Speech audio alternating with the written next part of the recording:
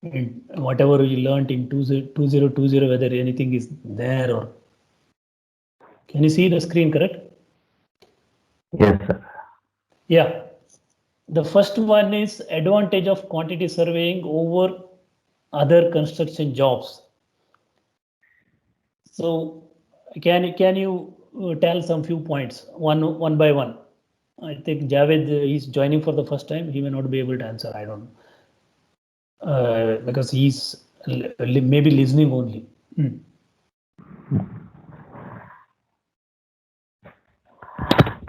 Yes, Veda. Sir, as a quantity surveyor will have a overall picture of the project in terms of the cost and what is the actual progress at particular point of time.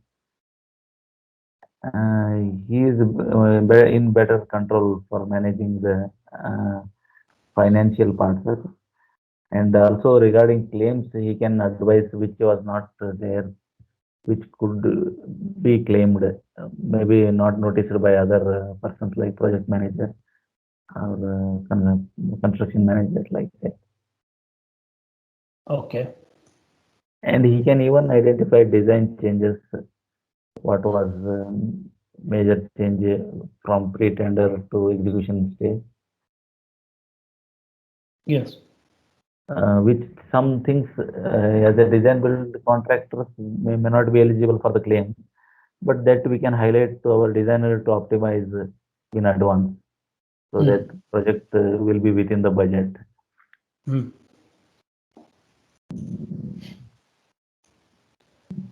These are the major advantages.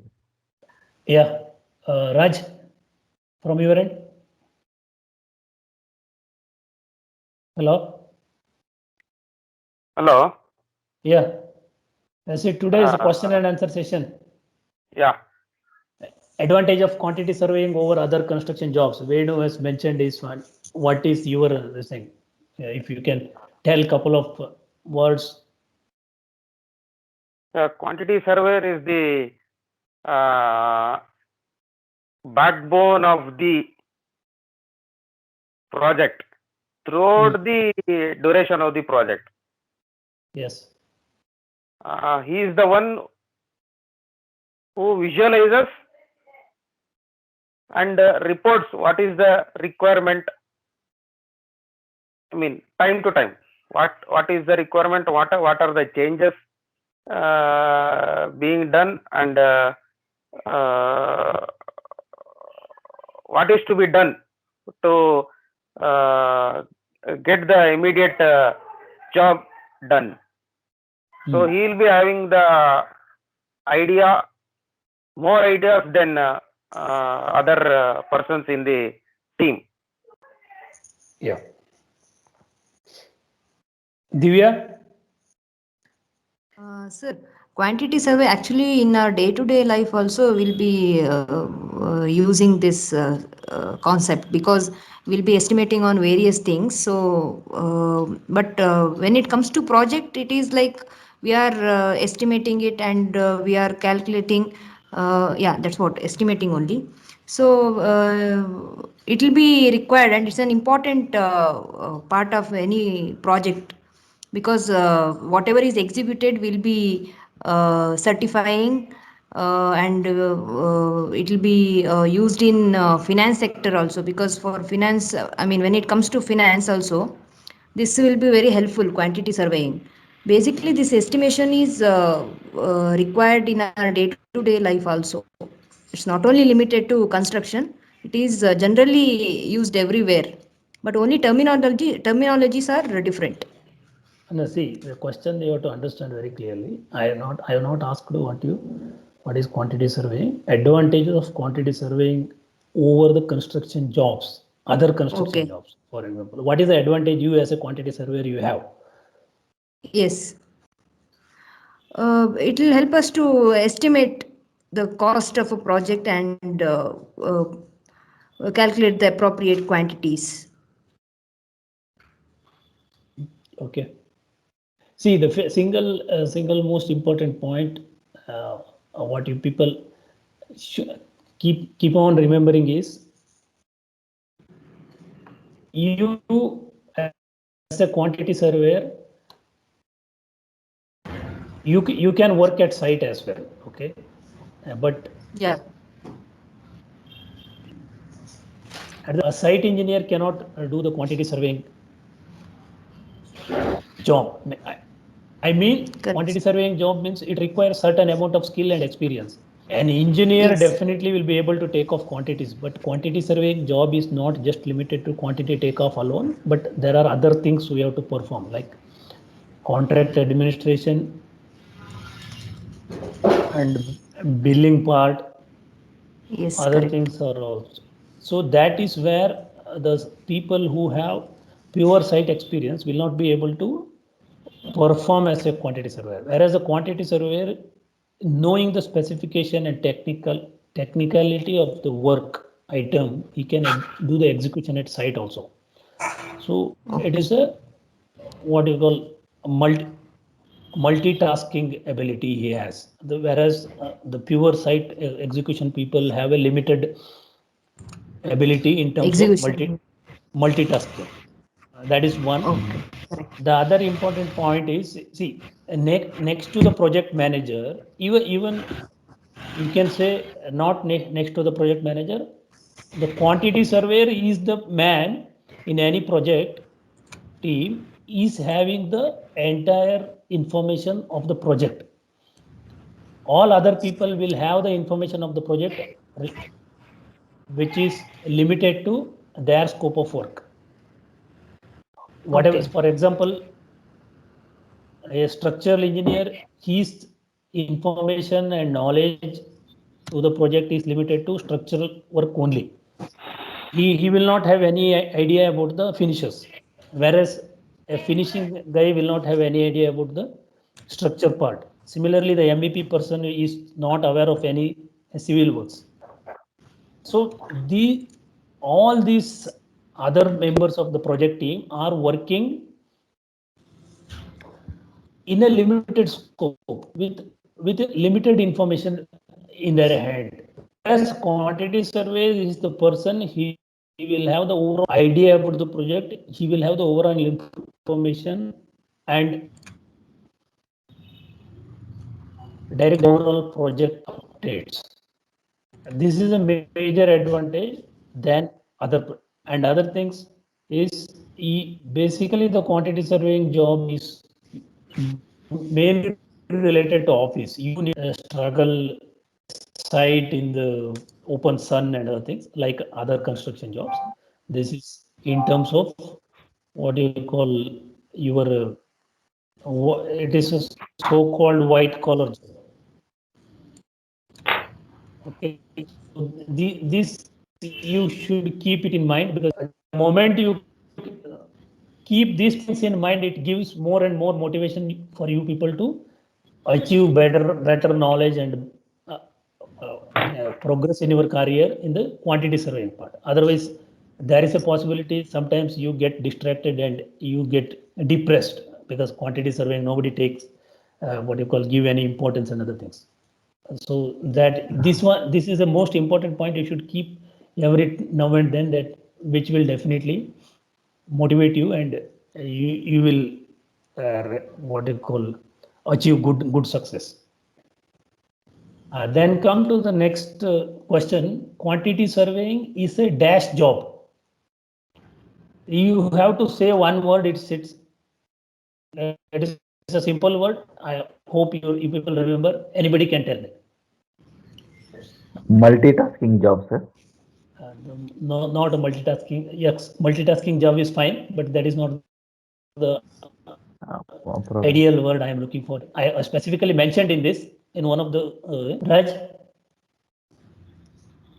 Keep on reminding one more time, so you will find out what it is.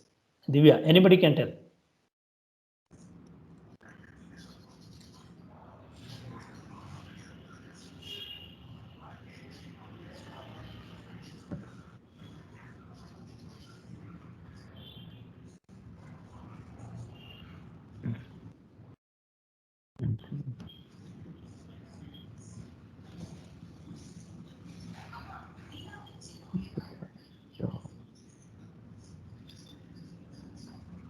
not able to rewind your memory. See, it is a techno-commercial job. Okay, it is a multitasking definitely, but he is the only person in project who is having idea of the technical as well as commercial part. The rest of the people's knowledge is limited. So it is a techno-commercial job. Next, what are the general responsibilities of a quantity surveyor? Yes, one by one. Maybe anybody can start.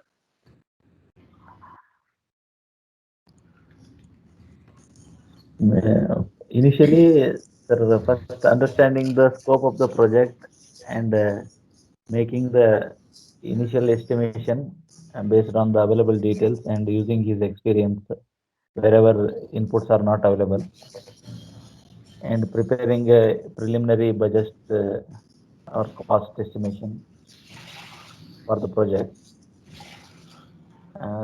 It is in the initial pre-tender stage, and as the project progresses during execution stage, verifying the quantities with the GFC drawings and making a suitable adjustments and highlighting wherever it is going higher than the budget, and parallelly looking after contract administration, billing for the subcontractor till end of the project. Okay.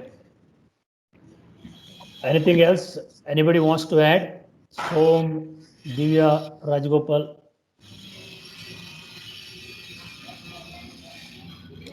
Preparation and monitoring budget of the project, Okay. and identifying non-trend items. Okay.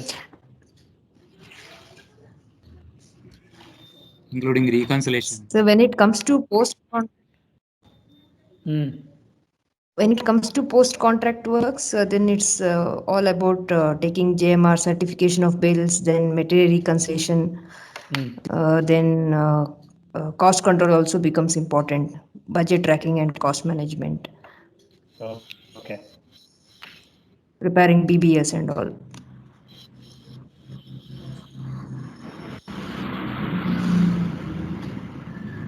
Let us go to the next one. Here, what are the additional responsibilities the quantity surveyor can handle?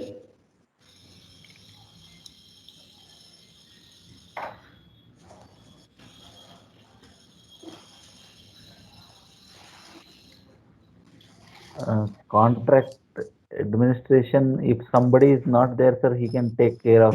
If some dedicated contract engineer is not there, those roles and responsibilities also can be handled by quantity surveyor.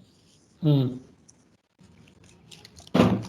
sometime for execution also, because they are quantity surveyor is having the overall idea, some amount of site supervision also can be taken care periodically, Yes. Next. if not regularly.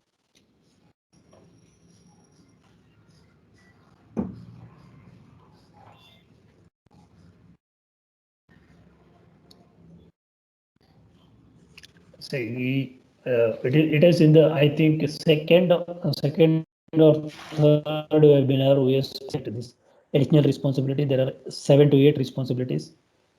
Try to one more time. Let us see. I will give you another 5 minutes, not an issue.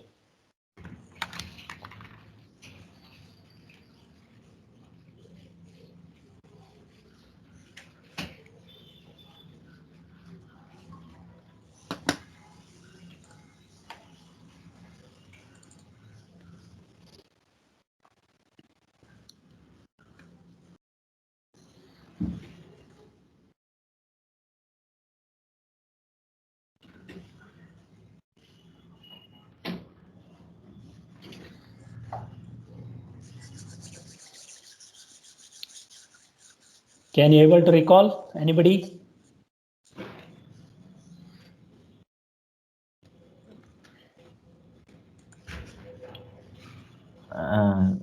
Another planning related works also he can take care, sir. project planning, scheduling, and monitoring the project status.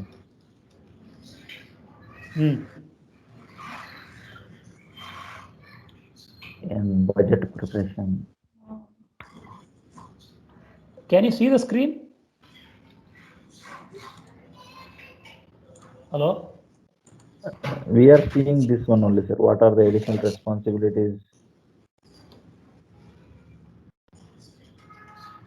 Can you see now?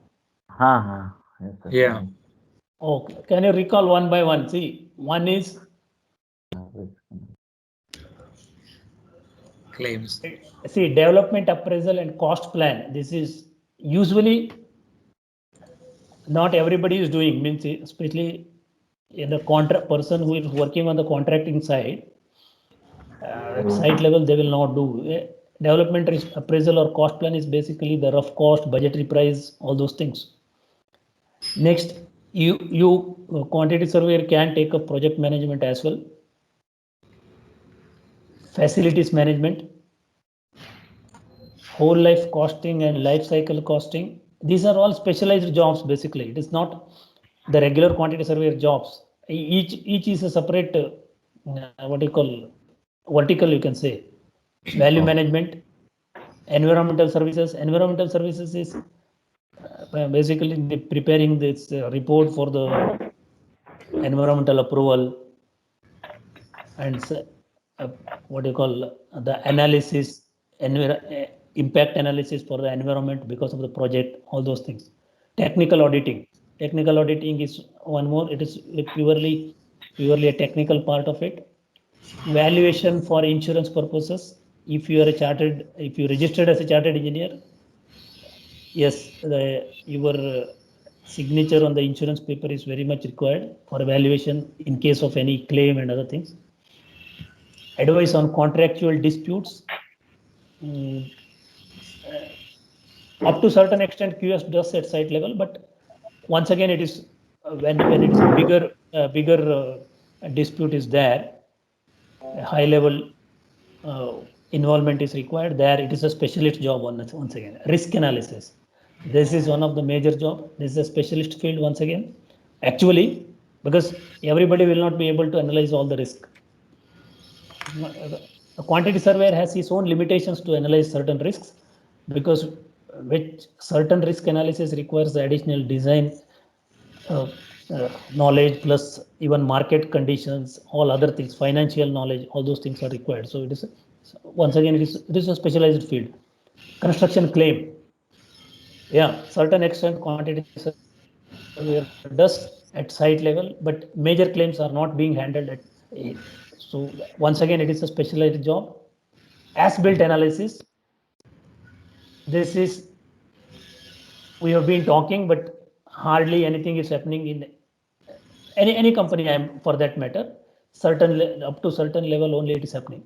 So these are some of the additional responsibilities which a quantity surveyor can handle. Hope now you can recall whatever is. So you can you able to the same screen is appearing? Yes. Hello. You are seeing the question or the earlier screen? Earlier screen. Additional responsibilities of a quantity surveyor.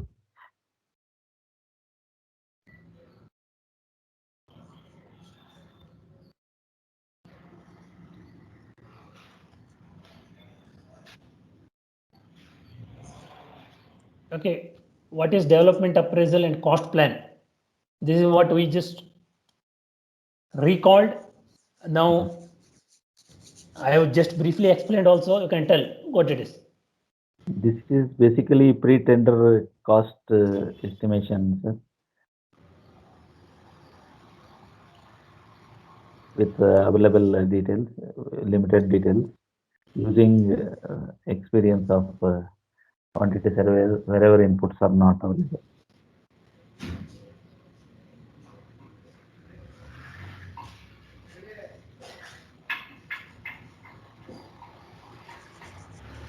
Yeah, next, anybody else? Want to put any word additional? See, development appraisal,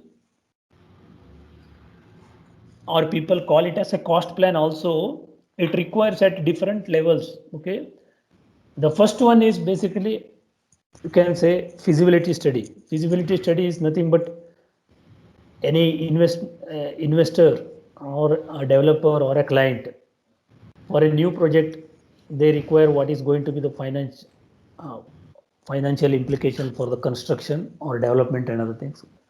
So that is very initial stage, wherein you will have very few informations, or you may not have any information. Based on some fast data, you will refer some square meter price or some other pricing, and you will just give some cost. And this is just for the client, investor, developer, or whoever is, to understand how much is going to be the total investment and other things. And that is the first part of it. Then next, as the project gets materializes, then different level, means detailed estimate will come. People call it as a cost plan also. Till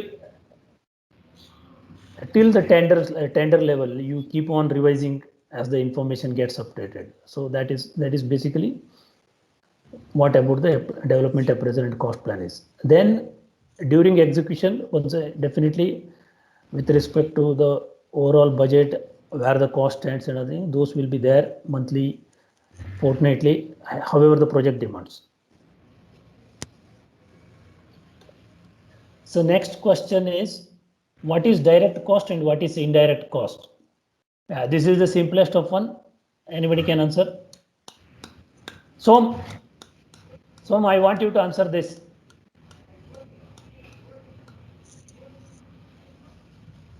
Hello.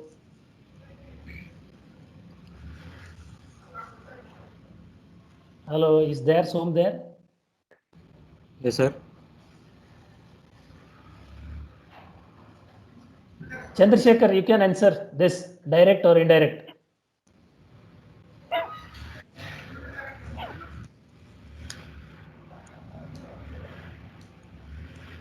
Or don't want to answer or what? Or sir? Don't want to answer? This is a question and answer session. Whatever you have learned so far, I just want to recall and rewind. That's it. What is the what is direct and indirect cost? Direct cost is nothing but the cost which is related to direct item, material, and those things. And indirect cost is overheads impacting on that direct cost. Just like staff salaries, accommodation, transportation, Additional site expenses. yes, infrastructure. I mean, temporary setup. Those things will come under indirect cost. Fine. What is fixed cost and what is recurring cost? Where is it used?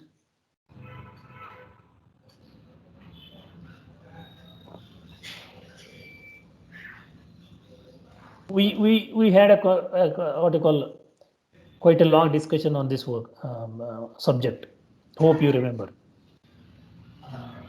It is all linked to each other. Individual questions. What you answered already. Some of the question answer is lies whatever you answered.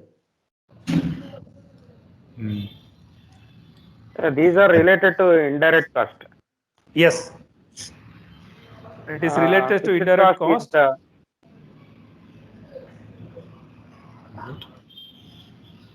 You can name not necessarily entire. You can define. You can name what are fixed cost and what is recurring cost. Fixed cost, office establishment at site. This is one fixed cost.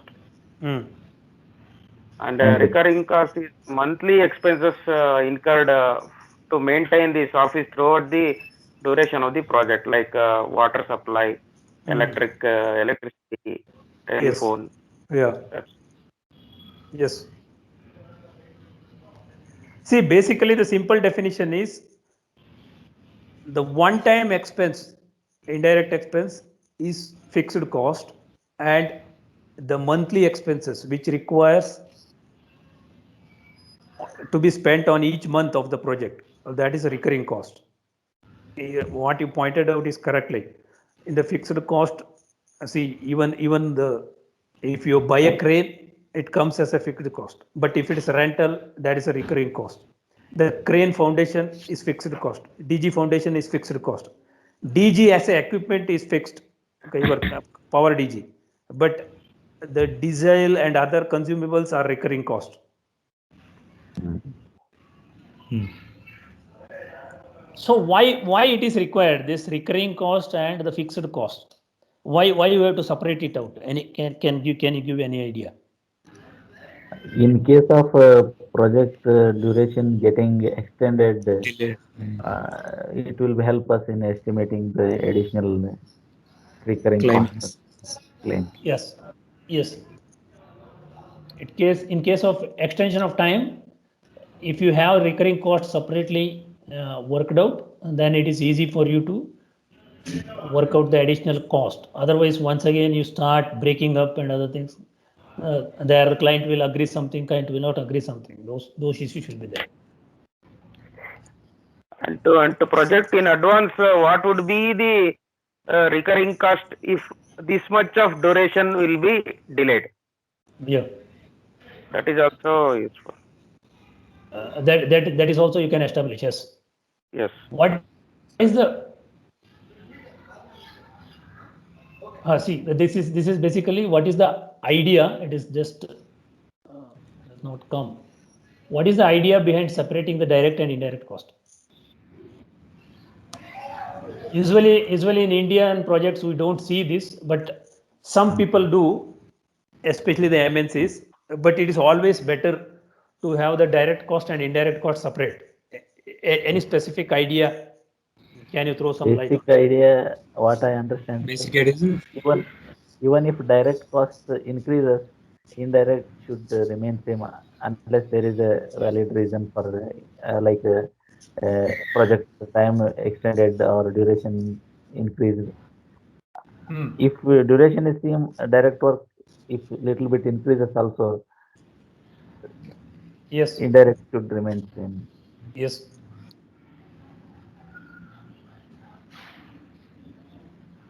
See, it is actually what happens here is, in case of value or volume of work goes up, nobody complains, okay, in terms of indirect cost, because it is getting optimized for them. Their resources are getting optimized, so nobody complains. But if the indirect cost is part of your unit rate, let us say in a project you have while submitting the tender you had some 1 lakh cubic meter of concrete, okay. So based on that you have clubbed all the indirect into the unit rate itself, but during execution you find that it will be somewhere around 50,000 only. Okay, based on 1 lakh cubic meter, you had optimized all your resources, indirect working, and you have distributed the cost. So per cubic meter, it goes very less cost, correct? But the same amount you have to spend for 50,000 cubic meter. So then definitely the cost per unit will go up. But since it is part of the unit rate, you will not be able to separate it out and you will lose. When the project volume goes down, then the actual problem of indirect coming to haunt you. At that time people realizes that should have been separate. Otherwise you are losing it. You will not. It will not be the same proportionate percentage actually. As you said, indirect, if there is no time extension, it is a fixed cost, means there should not be any variation unless otherwise time extension. Irrespective of the direct cost goes up or down. But if you don't separate it out, this is the problem where you face. If it is part of the unit rate, there is no separate indirect cost. Then when the volume or scope goes down, then the contractor feels the heat. But at the same time, he will not be able to claim that. Other ways of making it, but it is difficult. Breaking the indirect and direct cost, it is all once again combination of ifs and buts and how people take it. And you say my indirect is 30%, he will say not 30%, it is only 10%. So these things will start coming up. So it is always better to have the direct and indirect separate. What is the main function of the project management? Can you can just define in three words. If anybody you remember, if you say project management, quality, time, and cost. yes, this is the main function of the project management.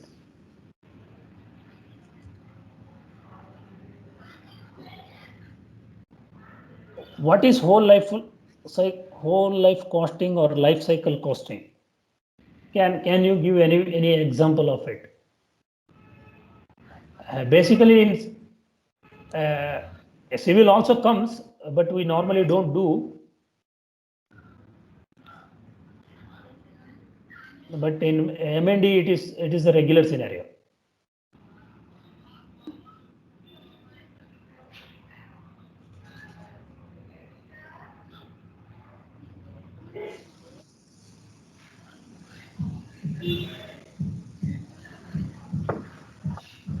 If we take a project, we can explain like this, sir. For example, if you are building a rental factory or rental residences, the total investment and then the duration, let's say life of the structure may be lasting for 50, 60 years. What is the investment, what is the running cost, and how much revenue we are expecting? That whole picture. Yeah, basically the whole life costing or life cycle costing is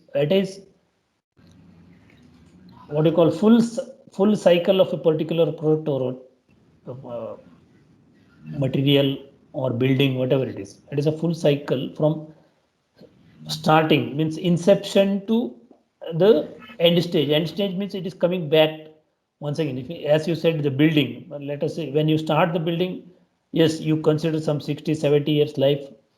Once you do it, then till it is being demolished and the next reconstruction, what is going to be the cost, roughly, how much it is going to be.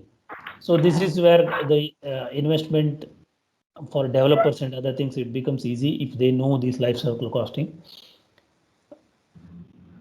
So it is not regularly used in Indian conditions, yes, but the manufacturing people, they use it on and often. They will do more mainly for the their capital equipments, less for the building and other things.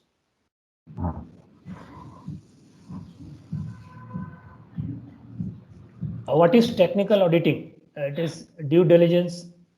It is called due diligence also, and why it is required.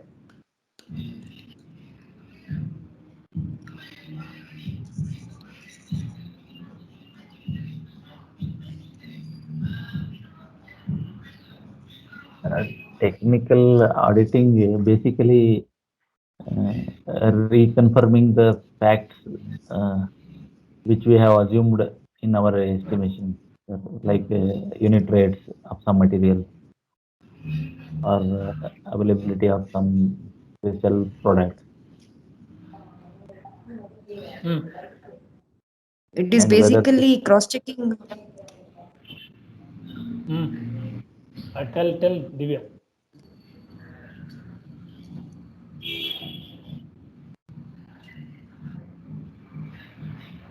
Yes, you are in the right track. It's basically cross-checking of quantities by any external third-party agencies, a third-party audit. Anything else, Satish? Sometimes maybe the particular firm only may conduct that technical audit. Satish? So to have a control on estimated or awarded project, Raj.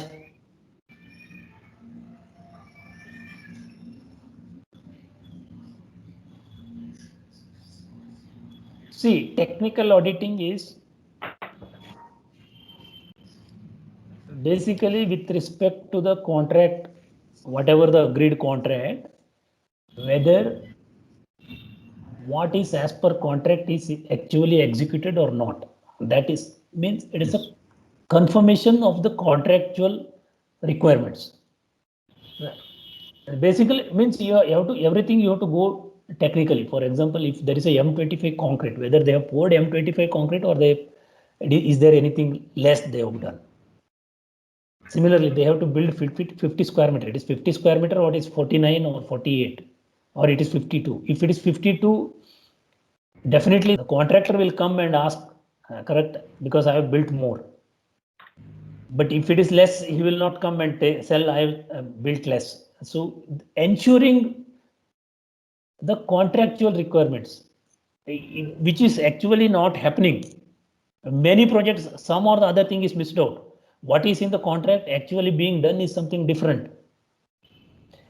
There is one person who is regularly putting his comments on this technical auditing. He is telling it is there should be some specialist study on this technical auditing, specialist subject in the universities. According to his estimate, there will be around 2 million jobs world over for technical auditing alone. And across the world, in the public sector and the government spendings, if you start doing the technical auditing, there are a lot of what do you call mischiefs they have done, which can be made open to public. So according to him, there are trillions of dollars are being wasted, especially in the public spending. All over world he is talking about. Oh, And there is a study also by some people in Canada. They have given a huge this thing. I will share you those what do you call that link. You can go through and what it is basically. He's been talking about since because they have made the study in 2015, and still every now and then he is a QS himself. He's from Middle East. So he talks every now and then. Whenever people talk about QS, he always talks about technical auditing. Why the universities are keeping quiet? Why the professional bodies are not coming forward? This is a question he's asking, which is hardly done, but it is very important activity. You people are seeing day in day out that in what is said in the BOQ is something different, and what is actually executed at site is something different. Correct? yes. This is mainly to confirm the contractual requirements as per contract, whether it is done or not.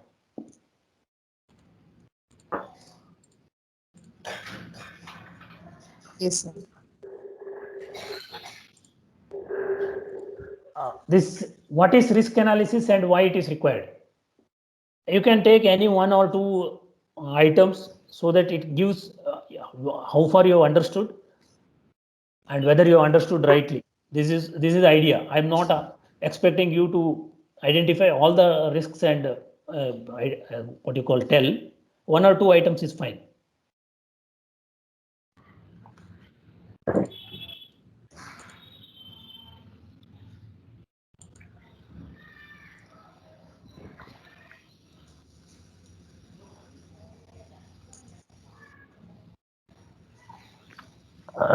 Basically, risk analysis, we are considering the items which are not very clear, such as some working condition or labor restrictions or specific labor union requirements, which may hinder that which appears to be a risk. And we have to make a proper mitigation plan or a proper contingency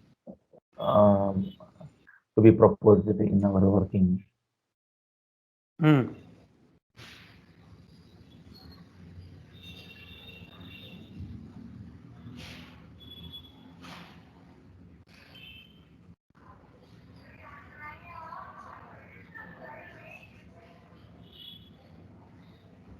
Anything else?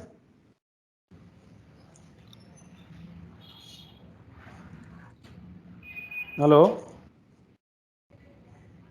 Anybody?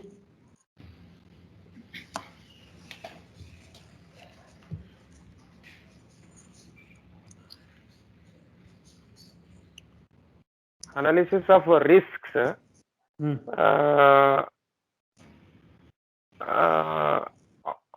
the, I mean,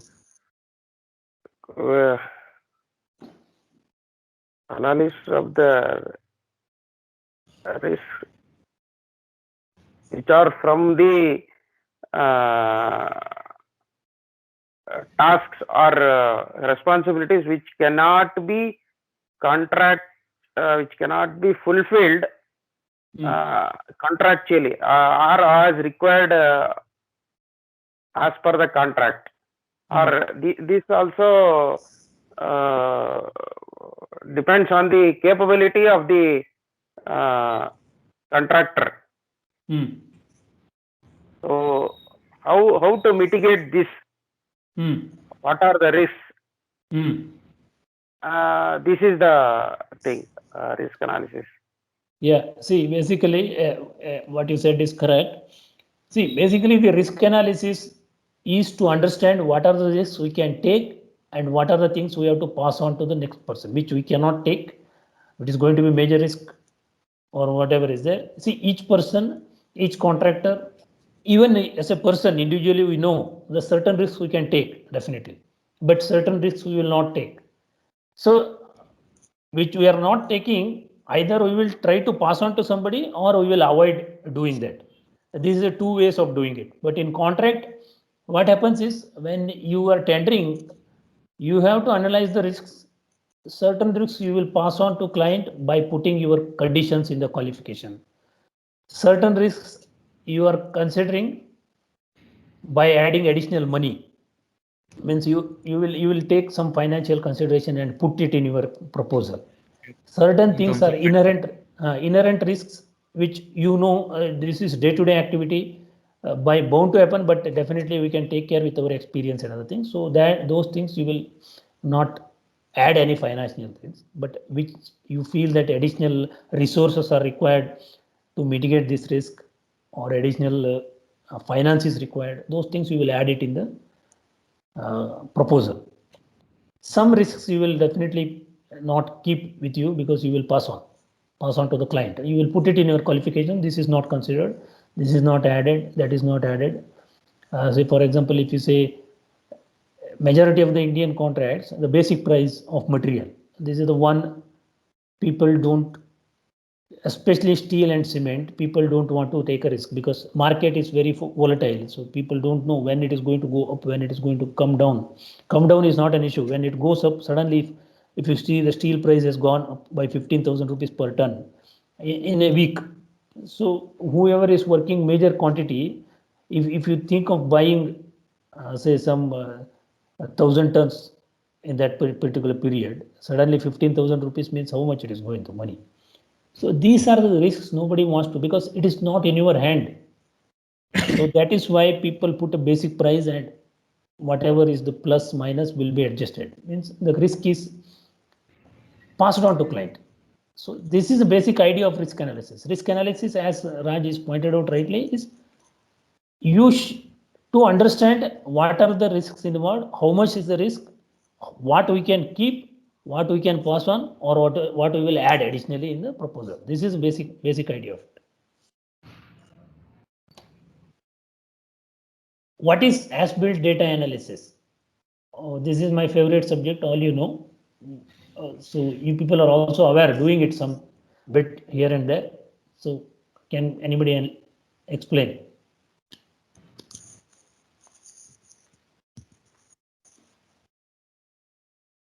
Hello?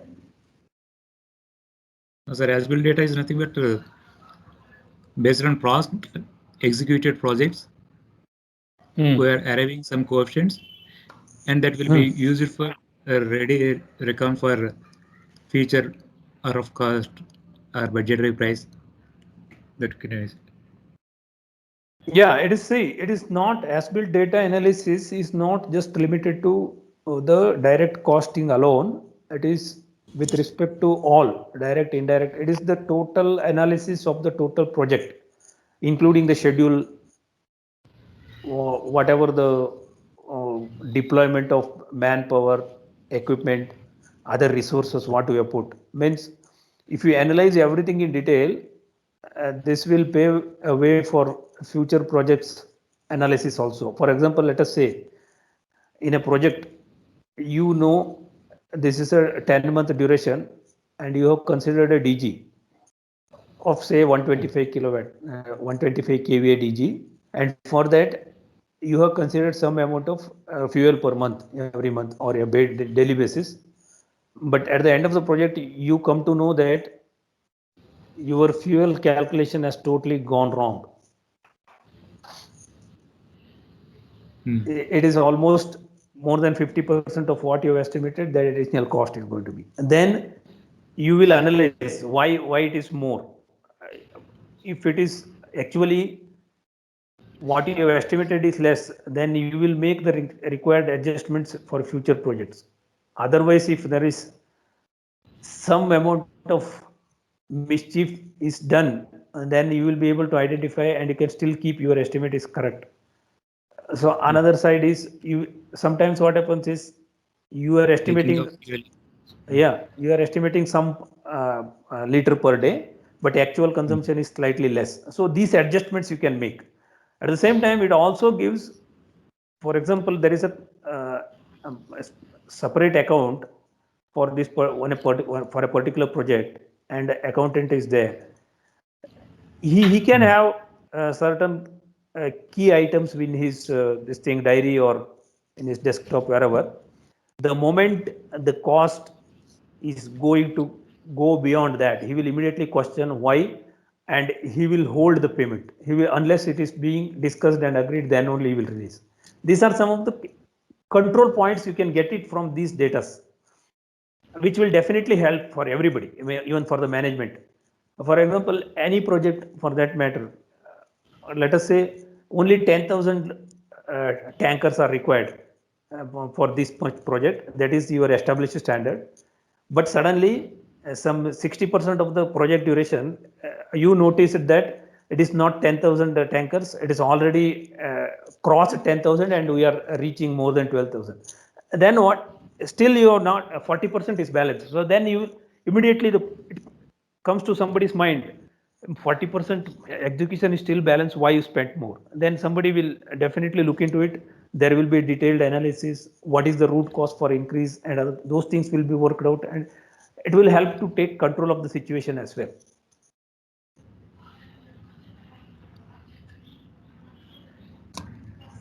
What is letter of interest and where it is used?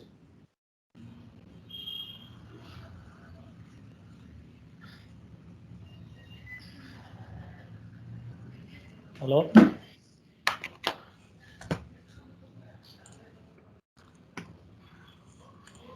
Hello? Sir. I have shown one sample also for this. Sir. This is in the initial stage where we are pre-qualifying some selected contractors. Yes. This letter of interest will be quoted and they will express their willingness. It is also called expression of interest. Means you are sending like an invitation for a particular bidder whom in your mind, and ask him whether he is interested to participate in the tender. So he will reply whether he is busy or he is interested, whatever is there. It is basically like a pre-invitation for any, not the tender letter, but asking his interest whether he is interested to participate or not.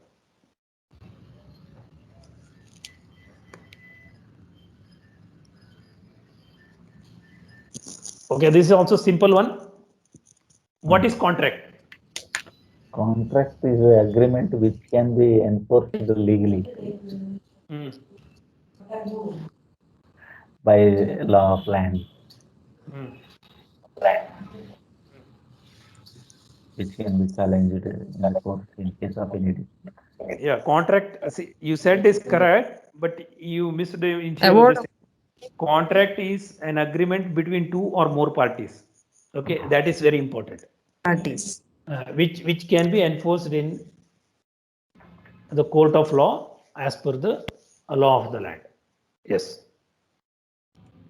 What is contract administration?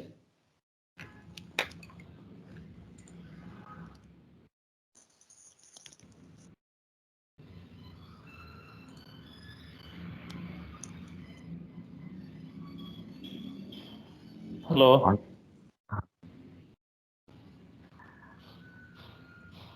In Monitoring the contract. Continue ಮಾಡಿ sir. ಎಲ್ಲ ಮಾತಾಡಿ sir ನೀವು ಹೇಳಿ. Monitoring the contracts throughout the required duration or throughout the contract duration. Monitoring the contract.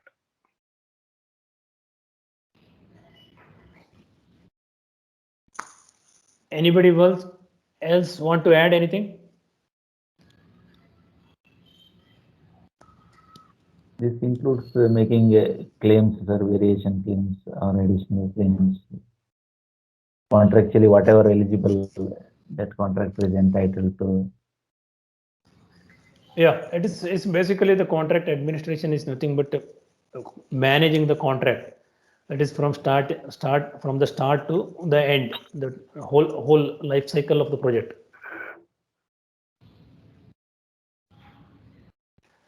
What is pre-contract and what is post-contract? That is a simple one. Anybody can tell?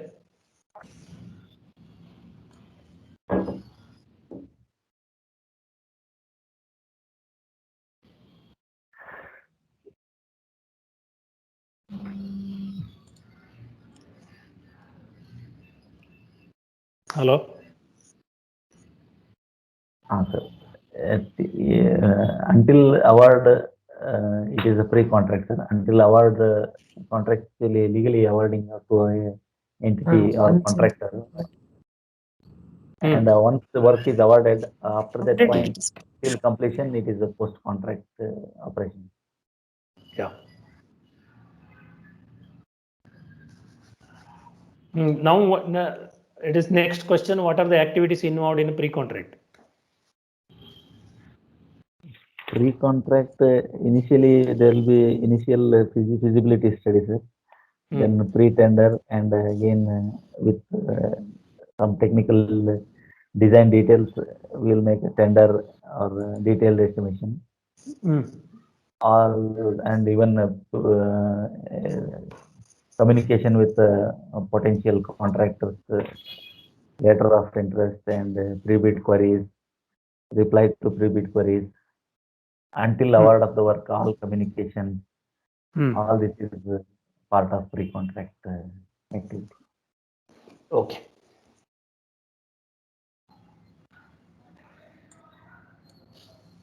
What is pre-qualification of bidders and why it is necessary?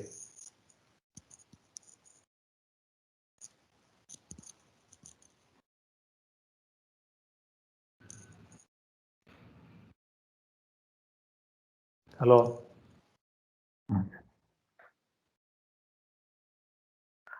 Evaluation of the bidders, technical and financial aspects of the bidders before tender, before award of a tender. This gives the fair idea of the direction of the project or contract if that is awarded to a particular bidder. It gives a fair idea based on his experience or his past experience and capabilities. Yeah. It is, see, simple words, if you say pre-qualification of bidders is fixing the eligibility criteria of the project, basically. Means whether the contractor is eligible to do the work or not. That is the most important activity of the pre-qualification. Well, that is why all the financial documents for 3 years, in some project it is more than that, and past executed project details and all those things are being asked there. Contractor's capabilities, sir. This is Yeah, basically to decide the eligibility criteria. Okay, pre-qualification is to decide the eligibility criteria. What is pre-bid meeting and when it is to be conducted and why?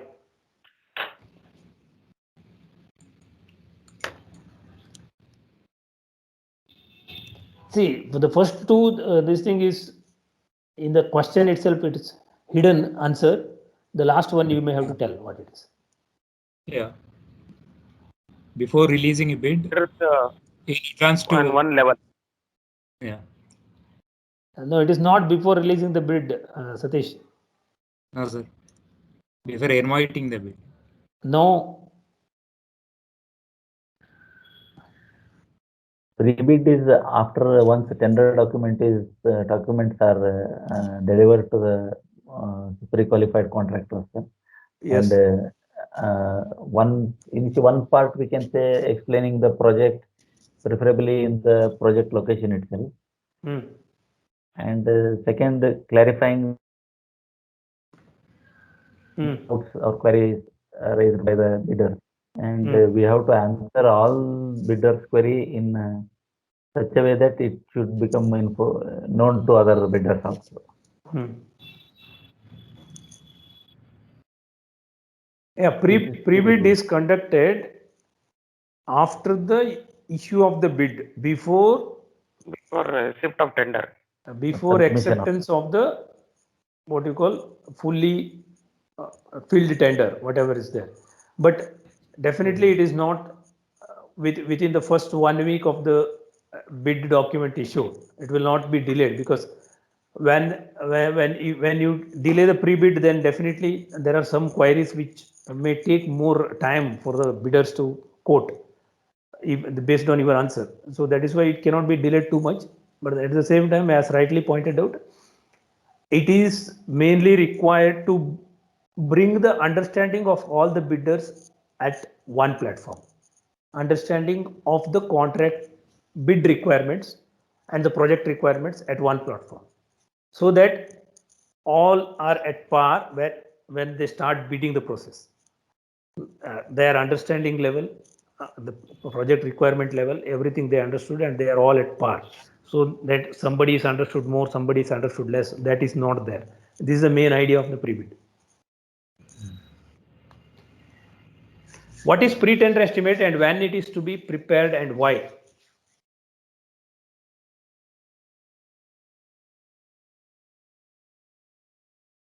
It is an estimate prepared to know an approximate cost of the project. It has to be prepared before starting the tender process. Okay. Next, anybody else? Tell, continue.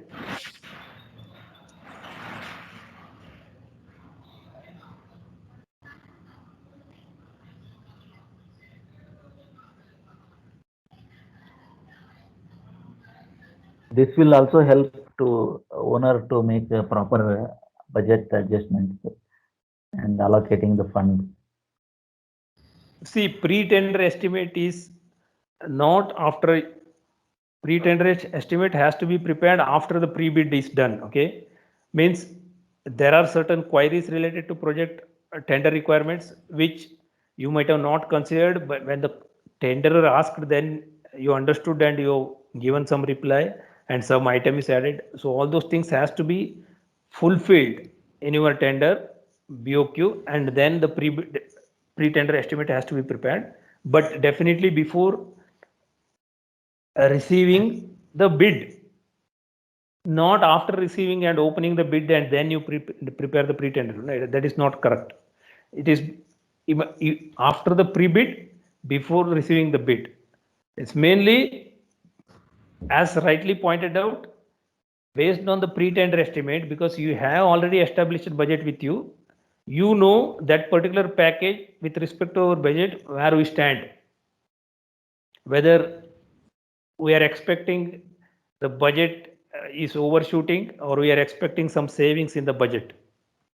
That you will have a rough idea by the pre-tender estimate. If your pre-tender estimate is quite, what you call, unit rates and other things are considered quite reasonable,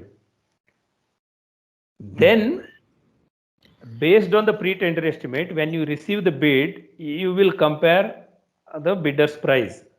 There you know bidders have done quoted reasonably well, or there is too much of difference, or a specific area you have done some mistake in the pre-tender estimate. All those things you will be able to compare, and maybe in some items you may have to adjust your rates as a pre-tender because you have considered something wrong. But by understanding the bidder's price during the negotiation interview, then you understand that yes, you have not considered particular value in that your unit rate that has to be considered. So your pre-tender estimate will be revised accordingly. Or many places you will be able to make the bidder understand why the price is so high, why he is quoting and other things. He might have considered something differently, which you will explain and he will understand. He will correct the price. And these are some of the activities which will go on based on the pre-tender estimate.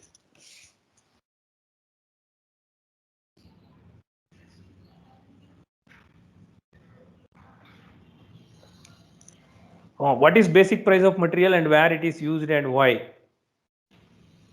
Already answered. You can repeat, not an issue.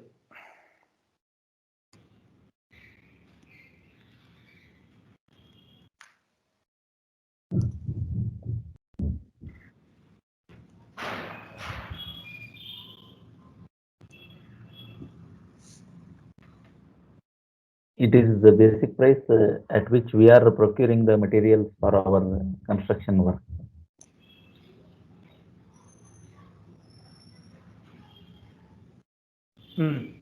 And we can mention this also for making a bid, all bidders to come on the same platform.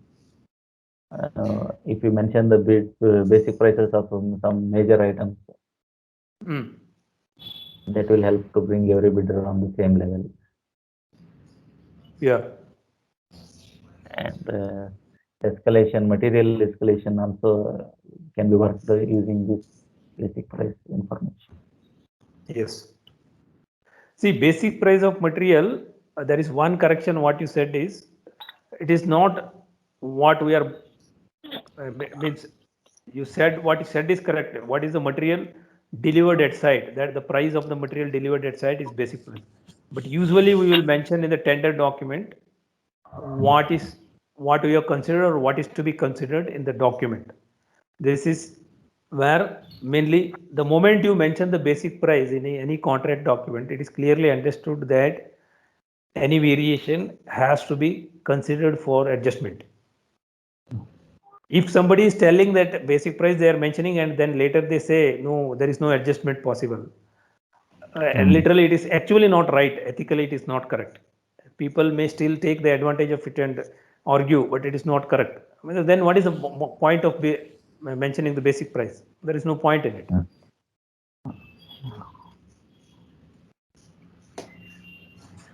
Also, when you are mentioning the basic price of certain materials, finishing materials like tile, this marble, granite and other things, you are ensuring that the material quality, that is a minimum requirement of quality, that is maintained. Because definitely when you go for a lesser basic price, you will not get that material quality of material. It will be different material. If you are mentioning a particular material price, then means when you go to the vendor, either it will be slightly more or at the same rate. It will not be less. 1 rupee here and there may be 1%, 2%, up to 5% can vary still because of the negotiation capacity of the vendor, bidder, but it will not be more than that. So that is one more idea to mention the basic price, especially for the finishing materials, where the qualities of the material to be bought is ensured. what are the contents of the tender document? We can just say one by one.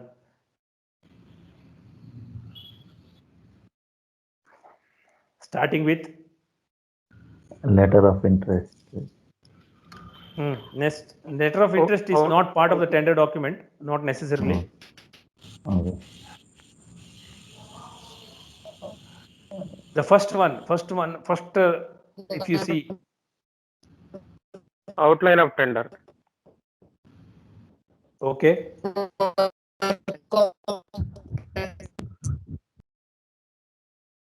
Hello.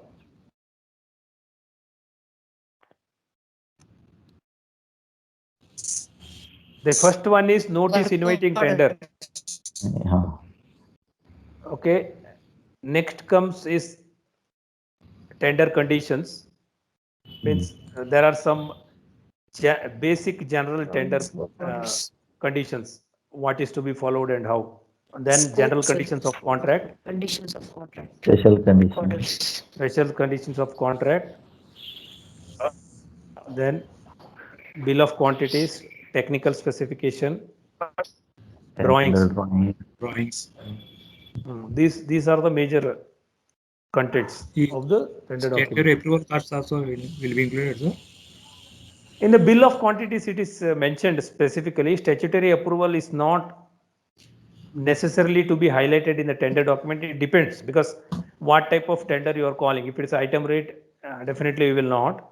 If it is design and build, you may have to include or may not. Sometimes client takes, they will not mention in the tender. It depends. So sometimes table they will insert, sir. No, table, see, this, if there is a requirement of statutory approvals, either they will put it in the requirements, scope of work, or they will put it in the BOQ. Okay. And not necessarily to be as a special item there. Either way it can be an issue. Sir, make list.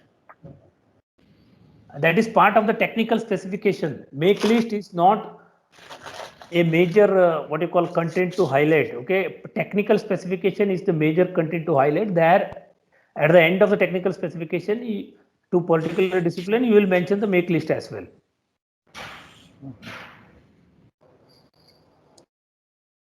Sometimes they request CVs of staff also, sir. That is, see, that is not actually a what you call content of the tender document. That is within the tender, the general, I said no, the tender conditions. In the tender conditions, they will say how to submit the tender. Okay. And what are expected from the what are expected in the tender submission, what documents to be included, what is like CVs, schedule, fast project data, your safety plan. Okay. Project organization, all those things to be included. That is what they say as part of the submission requirement, which you will include in it. In the tender, it is not necessary to be included, all those things. Okay. Tender, it will be, you will say what is requirement of submission, that only will mention.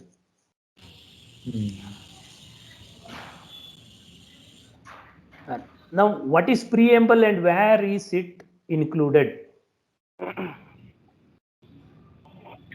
Preamble is preamble to bill of quantities, sir. It is before bill of quantities.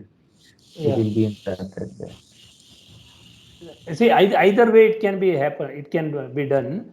Some people will include it before the bill of quantities, within the bill of quantity. Okay. See, for example, if you say the description of the concrete itself, some things like all lead and lift, everything they will mention. And some people will include it as part of the technical document itself, technical specification itself. At the end, they will include against each item separately. If you Specification. if you include it as part of the bill of quantities, it is better. It is because it is easy for people to notice and understand. But if you club it with technical specifications, sometimes People will not have that much time to go through it, because normally everybody knows what is concrete. Concrete means, okay, it is a mixture of aggregate, cement and sand. They will just see the grade and they will just quote. But if the preamble, if you are highlighting specific things, they may not look into it. If you include as part of the BOQ, definitely it will be looked into and people will price accordingly.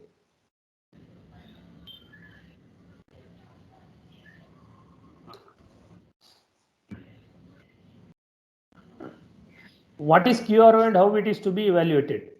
This we have not discussed in detail, but I have touched upon Yes. in the tender evaluation. Can anybody tell what it is? QRO is rate only item, sir. For that, Yes. we are collecting the rates without mentioning quantity, Yeah. because we are not sure whether we are going to operate this item or not. Yes. And for evaluation, we have to consider some quantity for evaluation, sir. Like that, we have to evaluate. Okay.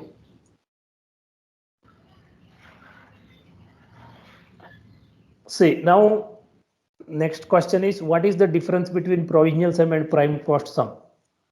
This is more often we heard, but still there will be confusion, correct?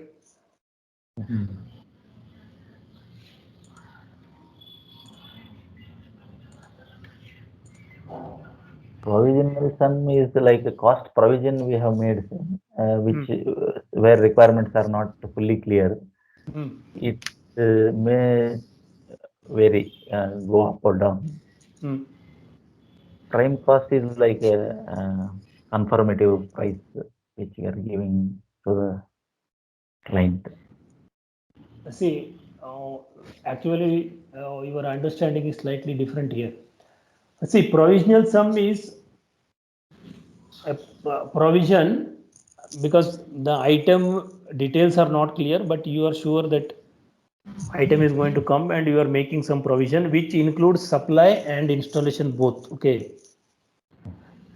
You have to note it very clearly. It is including supply and installation. Prime cost sum is basically related to supply. Here, the installation part, generally it is to be, if you are mentioning as a prime cost sum, generally the installation should be part of the other contract, or sometimes it may be later they will decide. It depends.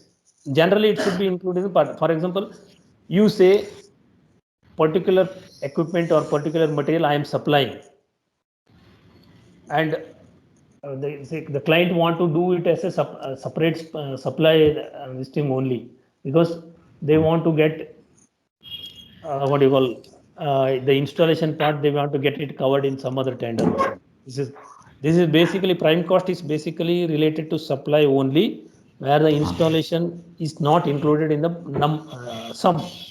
Whereas in the provisional sum, the installation or commissioning, whatever is there, that is part of the item.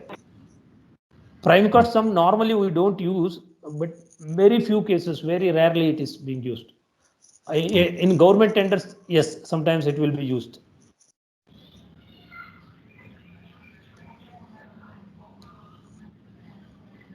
What is day work schedule and why is it required?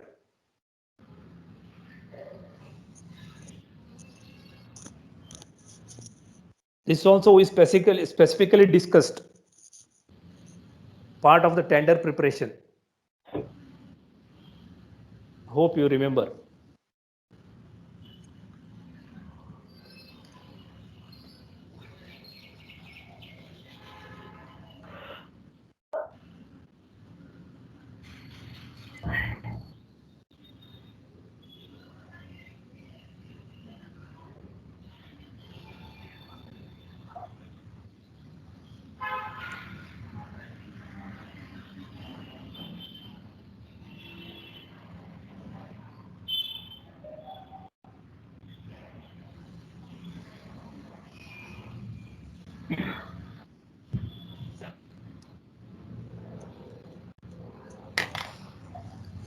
Sir, for arranging material for that particular day in advance, this work schedule is required. Hmm.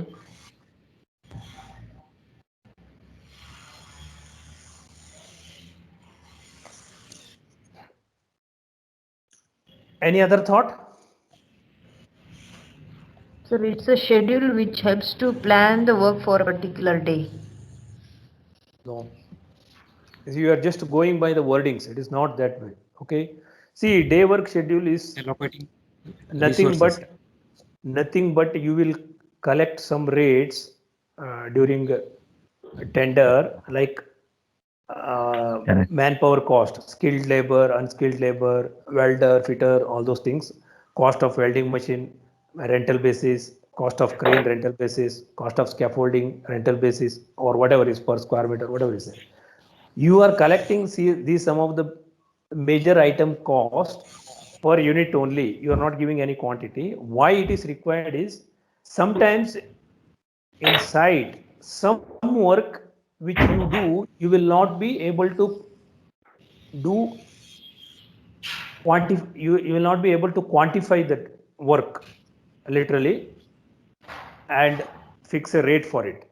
So those works, for example, a client suddenly asks, no, I want a scaffolding for 1 day here. You literally will not be able to what do you call say how much is a unit rate per square meter per day and other things. In such cases, you will use these rates. He will say, I want a couple of labors for 2 days cleaning.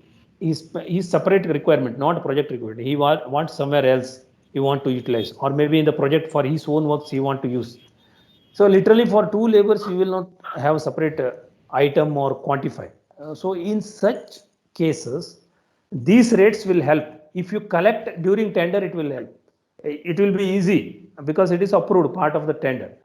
If you do it later, the contractor will ask more money from your end. There is the possibility that you will spend more money from your pocket, because contractor definitely any of client is required is asking. So we will charge, instead of 500 we will say 1000 rupees per day. So then the argument starts. So to avoid those arguments, it is always to have a day work schedule.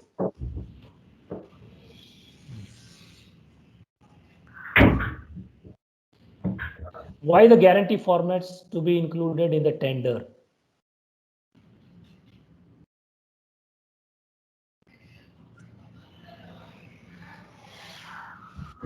We discussed separately, correct? This bank guarantee, performance guarantee, then any other guarantee for material or workmanship. Those to be as part of the format we have to attach along with the tender. That is what we discussed. Correct? Sir, if the formats are not included in the tender, Yeah. each one of bidder may come up with their own format, and some technical aspect may need to. See, one is that, the other one is, see, if you are not including the format, the bidder will not include any format usually. But later on award of work, then there will be disputes on the what do you call, what type of guarantee I should have. I don't accept these conditions, those conditions, all those things will start. Because then the contractor starts dictating the things. You will not be able to do much on that, because then you are in a hurry, because you have already awarded, you are in a hurry to pay the advance and other things to start the work. Otherwise, if you don't agree on the formats, then definitely you cannot, the awarded contract has to be scrapped. You should search for other people. All those things will start. So if you include these formats as part of the tender, if contractor wants to make any changes in that, he has to mention while submitting the tender. If he is not mentioning, means it is deemed as accepted. So then those arguments will not be there. He has to just follow the format and do it. That's it. This is the basic idea, advantage of it.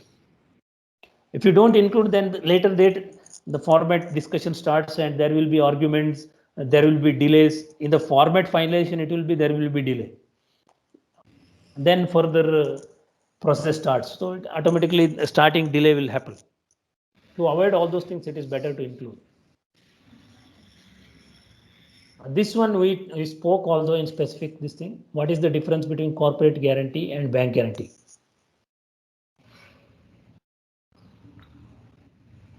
Bank guarantee they will get after depositing that particular amount in the bank, which can be easily encashed. And corporate guarantee is from some of the specific members of the board or a corporation. They are giving the guarantee on behalf of the company. Yeah. See, bank guarantee is from the banker of the contractor. Okay. It is from the banker.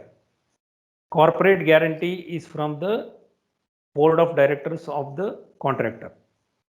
These are two different entities. Corporate guarantee, it is just for them, there is no expenses actually.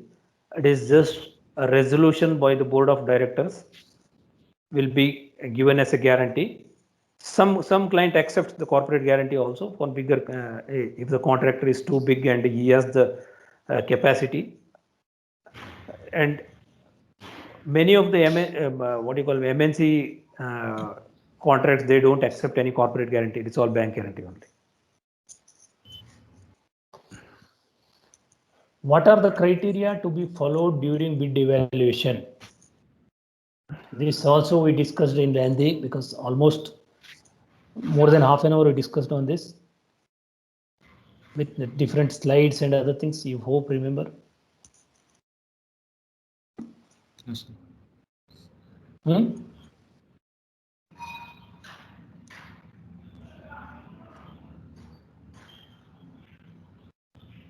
If you can able to tell at least 3-4 points. We have to conduct a negotiation meetings after the submission. After negotiation meeting, the final submitted document shall be used for preparation of comparison statement. In case of some QRO, we have to put some notional quantities and make a evaluation of those items also. And apart from technical and commercial, we have to see project schedule, whether they are meeting or are they demanding any additional time or extension of time. Oh, that is It's a part of the evaluation itself. Okay. Here you have to read the question correctly. What are the criteria to be followed during bid evaluation? Bid evaluation criteria we discussed separately.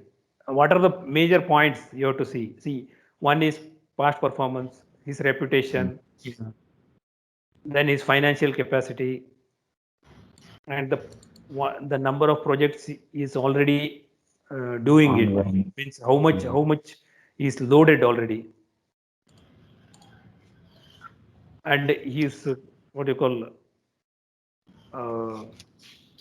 having any running with any fast litigations and other things. These are the major criteria, so we should look into it.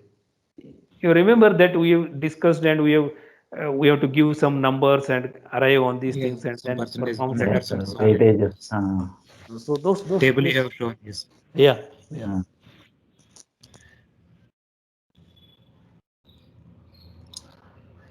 Why the tender queries and replies to be part of the contract document?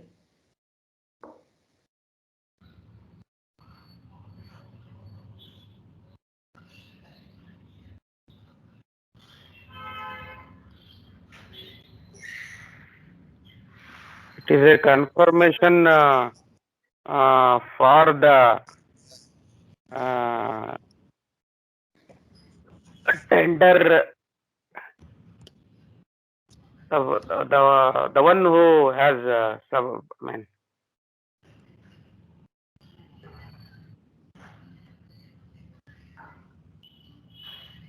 These replies are questions and replies will affect the contract value, sometime duration, all these things. That's why this is important to be part of the contract.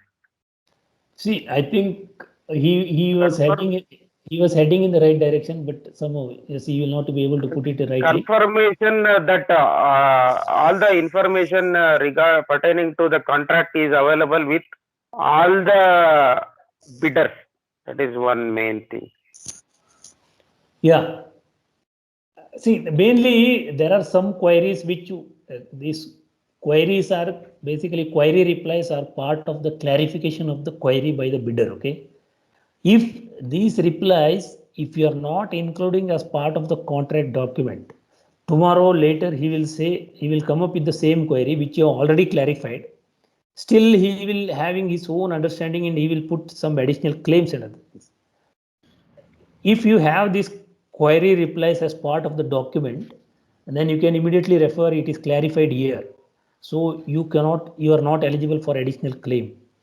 Otherwise, there are instances these replies queries are not being part of the document and people claimed additional money and ultimately client has to agree somewhere in between or something. The instances are there. So that is very much required because there are a lot of clarifications in the for the tender query, which is part of the reply. So that is one of the main reason it is to be part of the document. Plus also, what was the query? What is the reply? That is very clear that the tenderers had the doubt and you have replied and clarified already. No way he can say it was not clarified, that is why we did not quote, or it was clarified like this, so we consider only this much. Those things are very clear in the bid reply. If you don't have this as part of the document, then because tender, once the contract is formed, whatever you have used in the tender, it becomes null and void. Those if you see all conditions part of the tender, whatever the contractor puts, the conditions are not part of the contract. Only a specific reference is taken. This day you replied so and so. This is your revised submission. That is only reference. It is part to show that there is a continuity in the tender process. Otherwise, all other conditions, whatever put forth by the contractors, are null and void.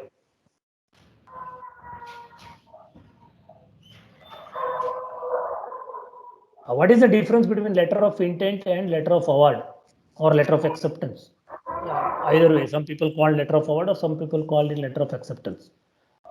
So, can you tell anybody what is letter of intent and what is letter of acceptance? Letter of intent is the letter given to the bidder stating that he may be awarded the contract, which is not binding by the owner, which is not binding by the owner. He may or he may not award the contract to him. And letter of award is the letter given that he has been awarded the contract with all the required conditions mentioned in the tender. Yeah. See, if you put it in simple words, it is like a offer letter and appointment letter. Okay. For any employment, first, if once once the candidate is okay, the HR will give you offer letter. These are our conditions and other things. If you have the acceptance, please sign on the duplicate this thing and give it to us. So it is only certain terms and conditions, mainly salary part is mentioned there, but rest of the things are not mentioned there in the appointment. But in the appointment letter, everything is in detail. That is post acceptance of post the what you call candidate accept the offer letter, then the appointment letter is issued. It is like LOI is just an intent, as he said. He may or may not. There is no binding, and there is no guarantee also that based on LOI you are going to get the contract. He might have said, I am intended to give the job to you, respect to certain conditions. He will say, you do start doing it. This, if we met all these things, then I will award. Otherwise, it will go to somebody else. So it is intent is not a guaranteed one, but letter of award is a guaranteed award.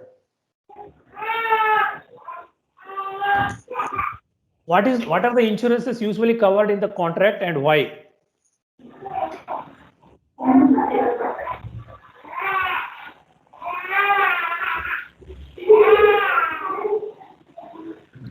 Hello. These contractors all risk insurance policies generally we use, and in specific cases, specific insurance also will be taken. This is mainly to indemnify the client, like for the claims arising out of the situation which may arise during the contract period. One is car policy, the other one is workman compensation policy. Workman compensation policy. See, if it is a design and build or some specific only for the design contract, there is a professional indemnity also. There is a third party liability. Then there is a plant and machinery policy, which usually people don't put it in the contract, but as a contractor, you should have your P&M policy separately. And then you some specific requirements, like you have to have a marine insurance, import license for importing the material. All those things are there. In the import license, actually it is not part of the insurance, but when you are importing the material, there is one major insurance is transit insurance. This is what marine insurance are called. Marine insurance is related to sea, but transit insurance is basically, you see, majority of the import items, there is a major flaw in the delivery to site. See, one, your car policy covers the material at site, okay? If the material is not at the site location, the car policy does not cover for it. But the import items, the marine insurance is covered in by the exporter, whoever supplies, that agency covers the marine insurance, means that is the sea part is covered. From the port where it is landed, from that port to site, this is where the transit insurance I am talking about. Many times people don't cover this part. From the day it is landed at port, once it is landed at port, that marine insurance expires. From that day till it reaches to site, say for example, Bangalore, many things, if you import, it is coming from Chennai, their nearest port is Chennai.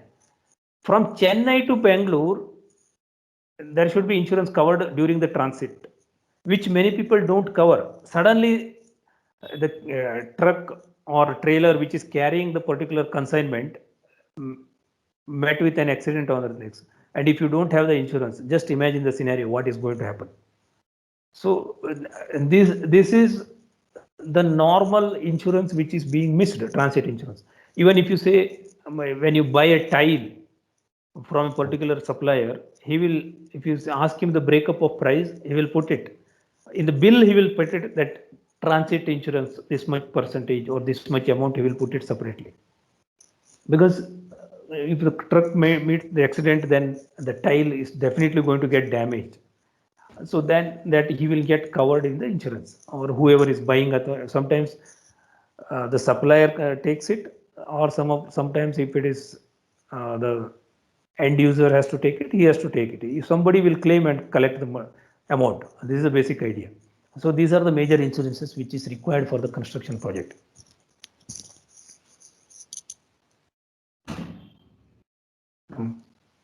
What is SMM and where is it covered in the tender or contract document? This we have covered in the first or second webinar. Supposed to be asked at the starting.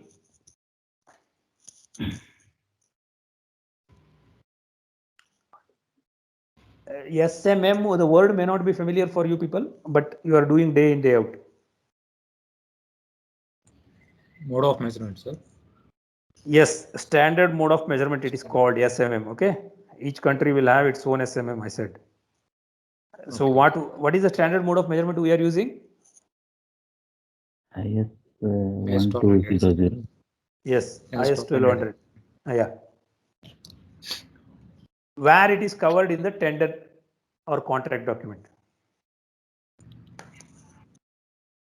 preambles. Either in the preambles or in the technical document, correct, technical specification. As we discussed, some people add the preamble in the technical specification itself. So to be rightly, as he said, it is to be in the preamble.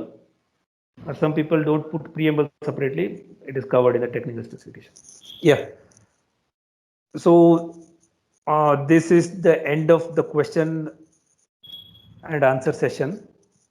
So next webinar, we will continue with the contract administration part, which we have done up to award of contract, and further the actual contract administration on the site will start. So in between, I just wanted to recap all the webinar learnings, what has happened, how much people have captured, how much it is not clear, that I wanted to ensure. Hope now it is more clear. It is. Yes. Some of the doubts you had. Yes, sir. Correct? Yes, sir. Yes, sir. Okay, then see you. Yes, sir. That's it for today. See you next webinar. I will let you know when it is going to. Okay. Thank you, sir. Okay, sir. Thank you, sir. Thank you, sir. very sir. much, sir. Thank you, sir.